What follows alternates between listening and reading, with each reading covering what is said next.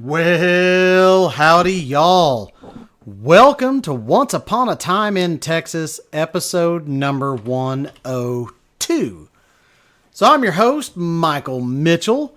Glad you guys are here. First and foremost, I want to apologize for not doing my podcast last week.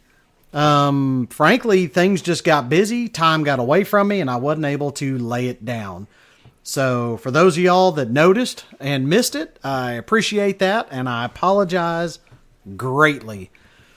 So a few random things that have been going on. First and foremost, went to City Council today, and they've got a huge, here in Wichita Falls, I should specify.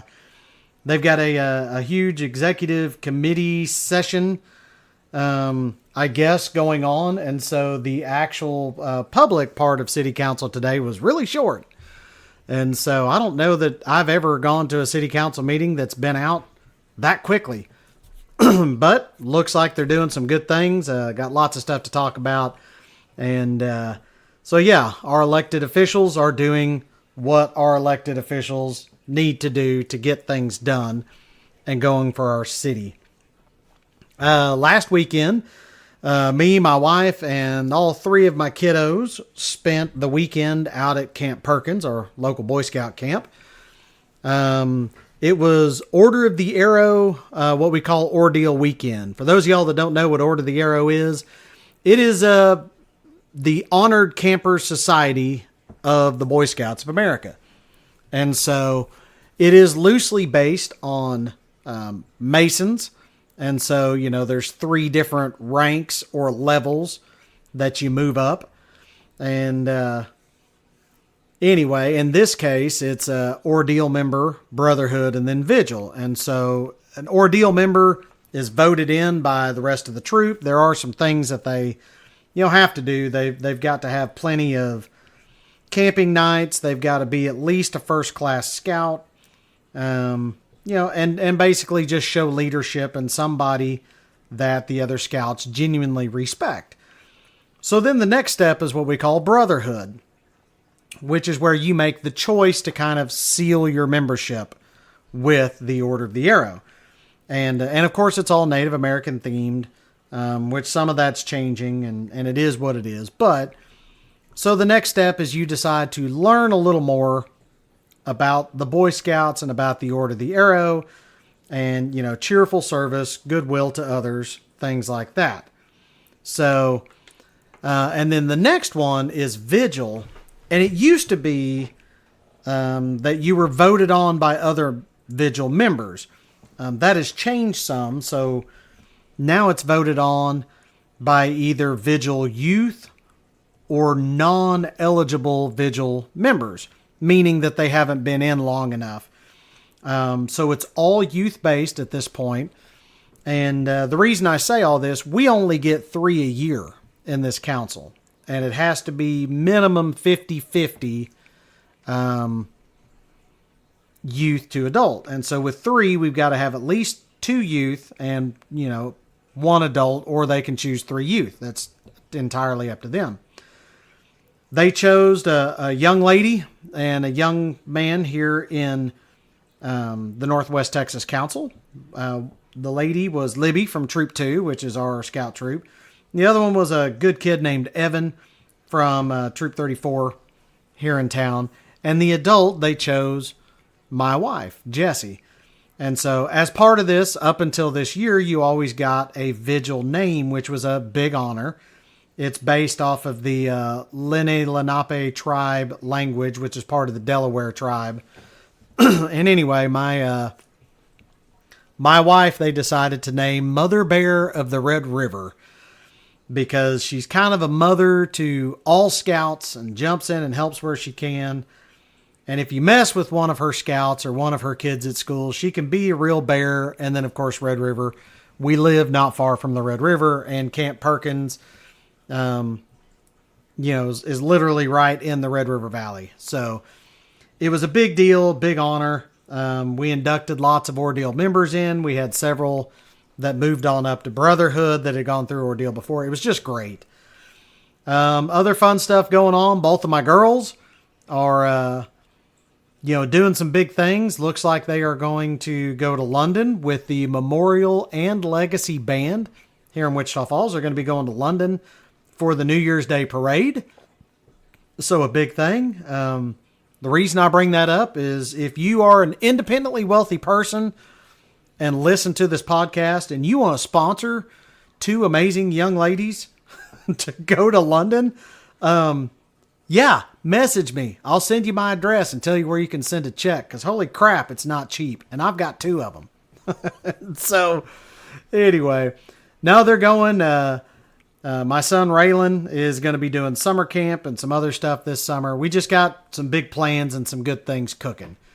And part of the reason I was so busy last month is I'm closing some loans. Home loans are starting to pick up.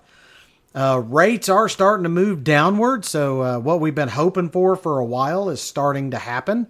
They're not moving downward much yet, but we're starting to see all indications that we're going to start seeing rates drop. Realistically, do we think they're going to hit the 2s and 3s like they were before? No, probably not. But I think we're going to see, 5s for sure, which is pretty reasonable for an interest rate. So, have you ever seen a giant brick smokestack west of Fort Worth on I-20? You ever wondered what it's there to do? I have. I've seen it. What about a famous Texas restaurant's origin? Because, it's got some pretty cool history to it, and I'm not going to say the restaurant name yet. But you'll see what it is, and as soon as I'm done, you guys will go, oh, okay, I get it. So before we jump into this, I want to thank our sponsors, as always, me and Victory Home Loans. I know there are tons of people moving to and in Texas and Oklahoma. Like I just said, rates are going down. Usually when I'm up against a big bank, I beat the heck out of them on rate, usually by 0.25%. So I love helping people get into their dream homes, not just here in Texas, but also Oklahoma. And so when you work with a mortgage broker like me, you get lots more education.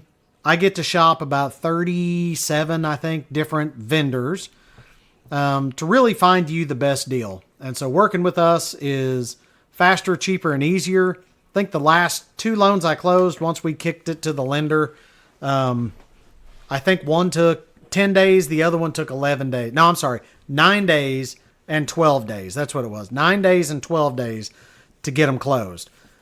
Now, granted, that's once we take everything to the lender, which is usually once you guys have found a house. So we go through, do the pre-qualification, pre-approval and everything, and we say, all right, you guys are good to go up to X amount. You go find your house, get in contract. Once we have all that paperwork and everything collected and we decide on the lender we're taking you to, then we kick it to them, and that's when the clock starts for us. And so 9 to 12 days from starting with the lender to closing, where the average lender across the United States is running somewhere around 34 days to close. So, if you're really wanting to buy a house and you're wanting to get into it quicker, work with somebody like me. Faster, cheaper, and easier. And keep in mind, we sell dreams, not mortgages. So where did this week's idea come from? Well, both were found on the Traces of Texas Facebook group. If y'all aren't following this group, it's really cool because people post pictures or factoids or stuff kind of all the time. And it's just really, really good stuff. So I highly encourage y'all to get on and find Traces of Texas Facebook group and just check it out. Can't recommend them enough. All right. So on a lonely stretch of Interstate 20, roughly halfway between Fort Worth and Abilene, stands a huge smokestack. 128 feet tall to be exact. And it was the power plant smokestack that provided the entire company town of Thurber with electricity. You'll get more on that later. But yes, I said it was a company town, and I'm sure you're thinking, really, a company town? We normally think of that in coal mining and stuff like that. And you know what? You'd be right. That's what we're going to jump into today. So I found the information from the Thurber Smokestack restaurant website at thurbersmokestack.com. Reviews show the food and the atmosphere is pretty amazing. And I saw a few pictures that people posted of food, and it looks pretty good. I have never eaten there, so I cannot personally recommend the Thurber Smokestack restaurant. But after checking out their website and some of the reviews, I intend to go in the future. So if you guys are on I-20 between Fort Worth and Abilene, I think I'd plan my day around stopping for lunch at that Thurber Smokestack. Check out their website too, thurbersmokestack.com. Just looks like really cool stuff and some really cool history. And so like I said, I can't personally recommend because I've ever eaten there, but I can recommend based on off their website and the visually appealing pictures that were online. I'd say go eat there. So Thurber's history begins in the latter half of the 19th century after brothers William W. and Harvey E. Johnson discovered coal in the northeast corner of Erath County. And that is correct, Erath, E-R-A-T-H, just like Earth, but the A and the R are switched. And I don't remember why. So they found coal in Erath County and they formed a company, digging 2 producing mine shafts and started a small mining camp in 1887.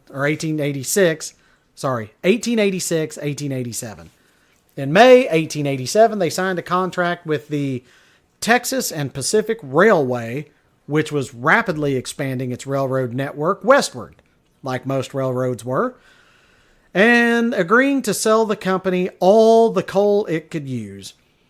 But after Harvey's sudden death in early 1888, it does not specify what he died of, but coal mining's kind of dangerous, so maybe it was there.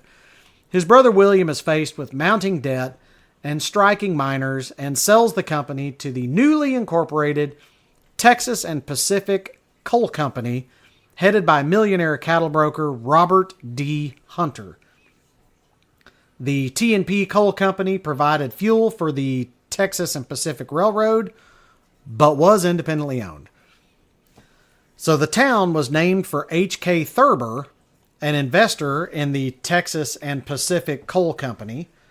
Thurber, Texas started to grow under the leadership of Robert D. Hunter, who developed 7 of 15 mines, more than 200 houses, a large general store, drugstore, hardware store, boarding house, offices, stables, schools, and churches were built in the first year to accommodate the workers from all over the world who came to the new town for jobs in the coal mines. The T&P Coal Company owned the mines where the men worked, the houses in which they lived, the saloons where they drank beer, wine, and whiskey, the stores where their family shopped, and the churches and schools where they attended. Sounds like a pretty good gig, right? If you own everything, that means you're making money off of everything. Thurber was never incorporated. There was no mayor or city council, no school or city taxes, and workers rode in railway coach cars to their jobs before the turn of the century. Utopia? Many considered Hunter a tyrant who set up his own serfdom to rule every aspect of the workers' lives. No one moved to Thurber or ever stayed there except by consent of the company. Doesn't sound like a utopia to me. Hunter opposed labor unions. Of course he did. Telling employees, I'll run my business or we'll run it to hell. It was only after his death in 1902 that unions were organized in Thurber. Eventually, there would be people from 20 different companies working for the T&P Coal Company, most coming from Italy or Poland. Families of similar nationalities congregated together, and soon areas of Thurber were known as Italian Hill, Stump Hill, Polander Hill, and New York Hill, where company executives and clerks lived. In 1905, the average miner earned $54 a month, which in 1905 I suspect was pretty decent money, you would think. However, houses rented for $6 to $9 a month. Medical care by the company doctors and nurses cost $1 to $2 a month. Water was $2 a month. Electricity was 25 cents a drop. However, from the first electric plant built in 1885, this made Thurber the first city in Texas to be completely electrified with amenities including refrigeration and running water. That's important. It was the first fully electric city. They also had a weekly newspaper that cost $1 per year, delivered, of course. Miners resented the $1 per month the company withheld from their pay for riding the train to work. At one time, it was estimated that 65% of the miners were single men, most living in homes of other miners. As many as 6 individuals lived in a room, sleeping on cots and paying the housewife $28 to $30 per month for their room, meals, and laundry.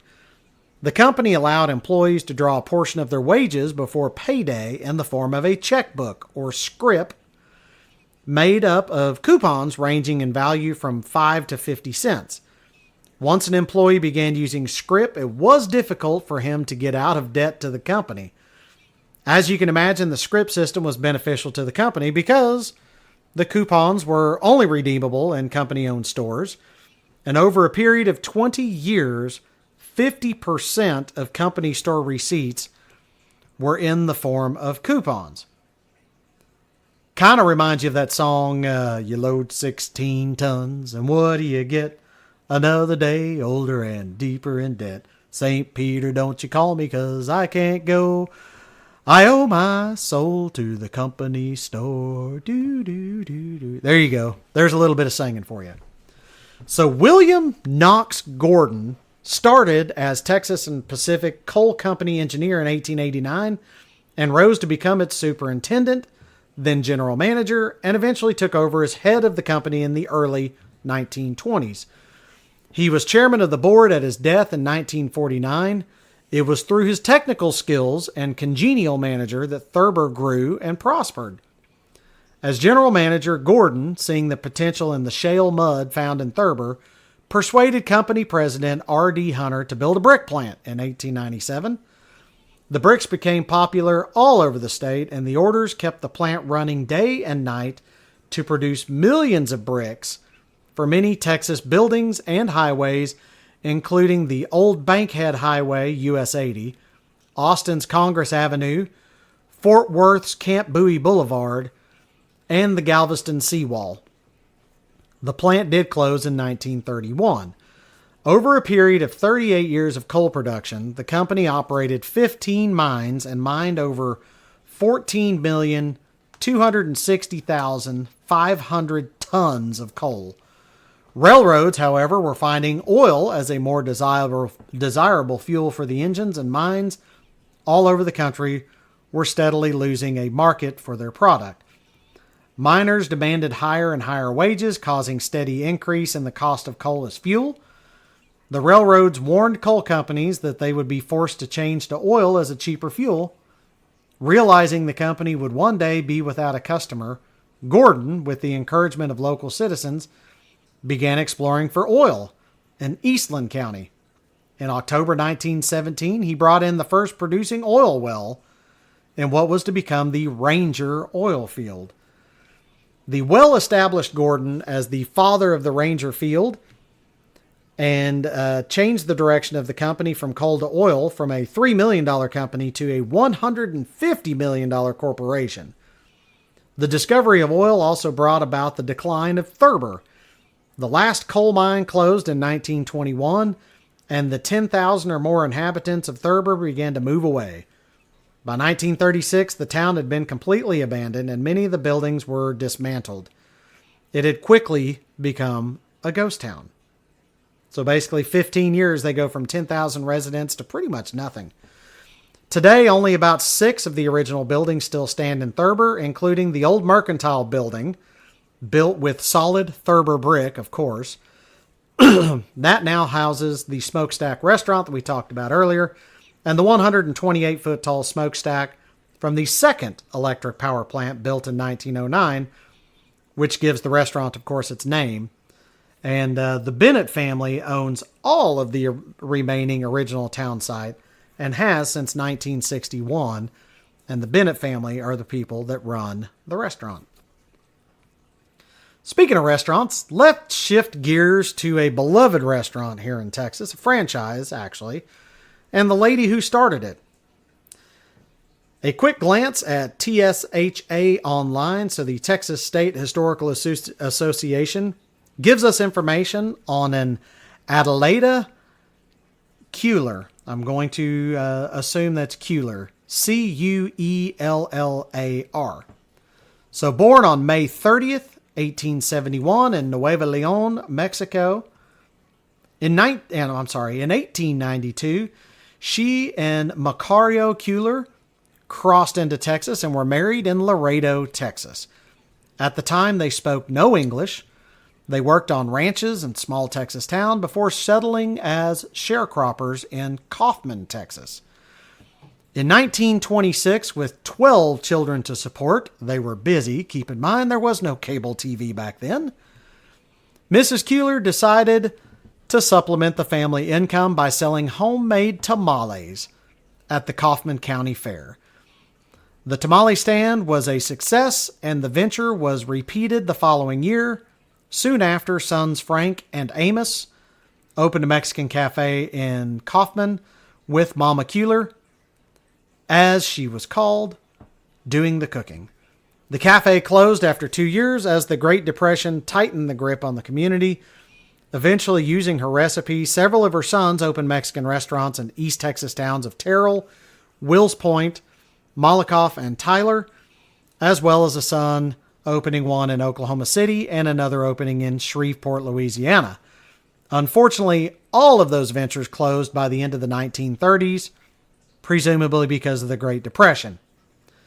In 1940, though, however, Mrs. Cuellar's sons, Macario and Gilbert, moved to Dallas and opened a restaurant called El Charro in the Oak Lawn neighborhood. The menu featured Mama's tastiest recipes, and eventually most of the family moved to Dallas to help with the popular business. Within 3 years, the restaurant was profitable, and the family began to expand its interest into other parts of Dallas, Fort Worth, Waco, and Houston. By this time, the restaurant had changed its name, which I'm not going to tell you yet, and the Cuellar sons were known as Mama's Boys.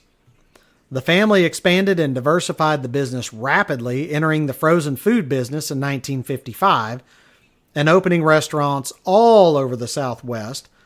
By the time Mama Cuellar died, the restaurant as a corporation was involved in 20 separate business enterprises, from restaurant franchising to canning. So Adelaida Cuellar was a member of the Holy Trinity Catholic Church in Dallas, and she passed away April 13th, 1969 in Dallas, and was buried in the Calvary Hill Cemetery, having seen her business grow exponentially. So what's the restaurant, you ask?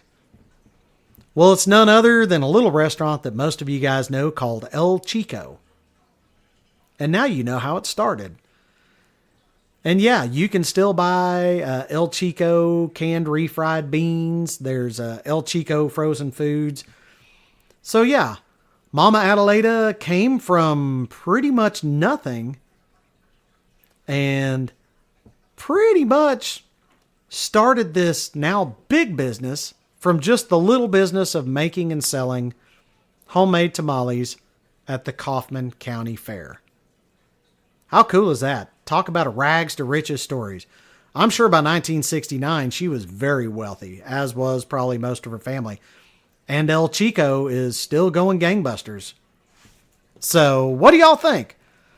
Let me know what other weird or off-the-wall interesting Texas history you'd like to hear about. I want to thank our sponsors again, me and Victory Home Loans. Keep in mind, if you know someone moving to or in Texas or Oklahoma, send them my way. Send them to themichaelmitchell.com, T-H-E, michaelmitchell.com. And remember, I sell dreams, not mortgages.